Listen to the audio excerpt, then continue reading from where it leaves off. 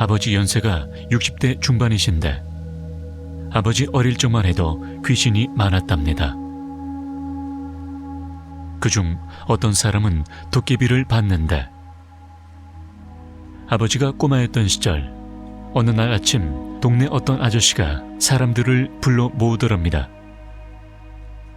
어제 장에 나갔다가 한 잔 걸치고 자전거에 장본 물건을 싣고 밤에 제를 넘어오는데 갑자기 건장한 사내가 나타나서 씨름이나 한번 하자고 했답니다.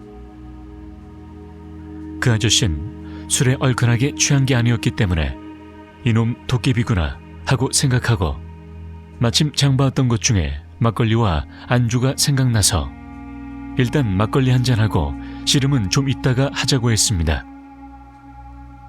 그렇게 살살 구슬렸답니다.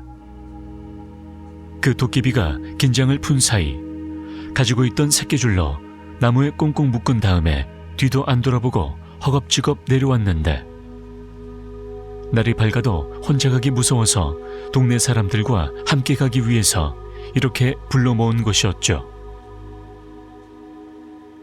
동네 사람들은 그 아저씨와 함께 그 묶어둔 곳에 가보니 새끼줄에 묶여 있었던 건 다름 아닌 아주 낡아 보이는 관 뚜껑이었답니다. 보통 도깨비는 사람의 손길이 있었던 낡은 물건이 변해서 생긴다는 말이 있습니다.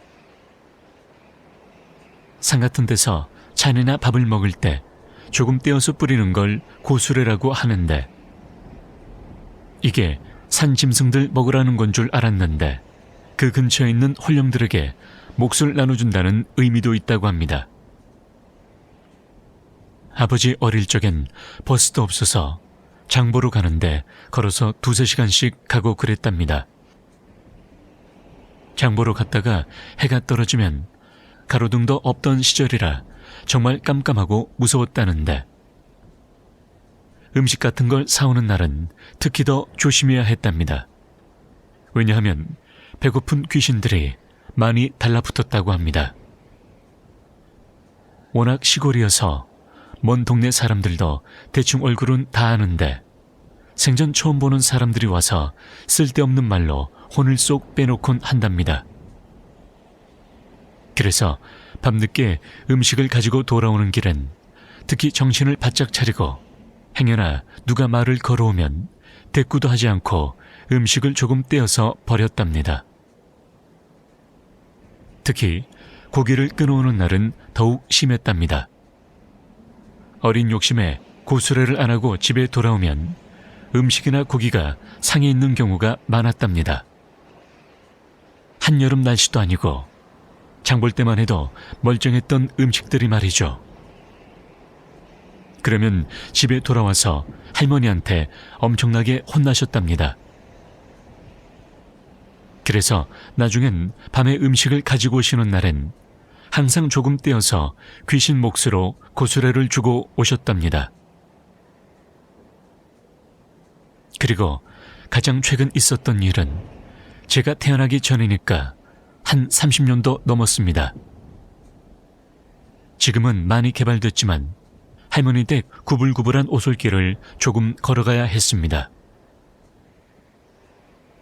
눈이 많이 내려서 쌓였다가 구름이 걷히고 보름달이 뜬 밤이었답니다.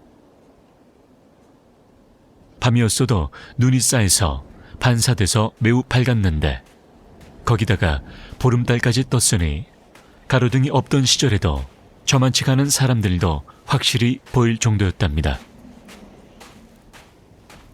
그리고 그곳을 걸어가고 있는데 저만치 앞에서 긴 생머리의 여자가 걸어가고 있었답니다. 시골 촌동네라 동네 사람은 물론이고 먼 친척들까지 다 알 정도인데 뒷모습으로 유추해도 이 동네는 물론 건너 동네까지도 이런 아가씨가 이 야밤에 올 이유는 없을 텐데 이상하다고 생각하시면서 그냥 집에 있던 그때 갓난애였던 큰 누나 볼 생각에 발걸음을 재촉하셨답니다.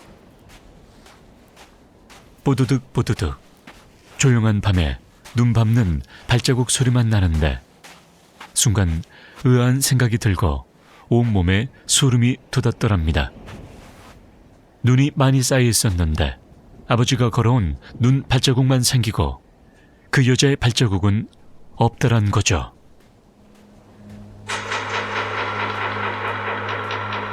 이내 약간의 굽잇길이 나오고 다시 그 아가씨는 그 굽잇길에 들어서 시야에서 사라지고 아버지도 굽잇길에 들어서 그 아가씨가 시야에 보여야 하는데 갑자기 그 아가씨는 호련히 사라지고 없더랍니다.